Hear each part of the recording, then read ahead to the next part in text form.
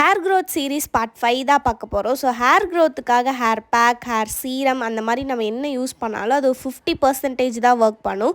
மித்த 50% நம்ம இன்டேக் தான் நல்லா எடுத்துக்கணும்.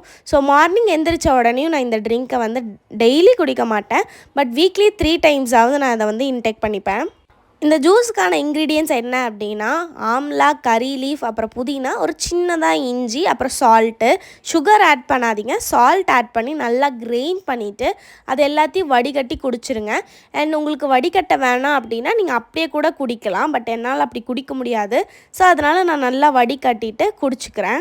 ஸோ இதில் இருக்க எல்லா இன்க்ரீடியன்ஸும் ஹேர் க்ரோத்தை ப்ரமோட் பண்ண தான் ஹெல்ப் பண்ணும். ஸோ உங்களால் காலையில் எழுந்திரிச்சு இதெல்லாம் போட முடியல அப்படின்னா நைட்டே ப்ரிப்பேர் பண்ணி இந்த மாதிரி பாட்டிலில் ஸ்டோர் பண்ணி ஃப்ரிட்ஜில் வச்சுட்டு காலையில் எழுந்திரிச்சு ட்ரிங்க் பண்ணி பாருங்கள். எப்படி இருக்குதுன்னு சொல்லிவிட்டு நீங்கள் கமெண்ட் பண்ணுங்கள்.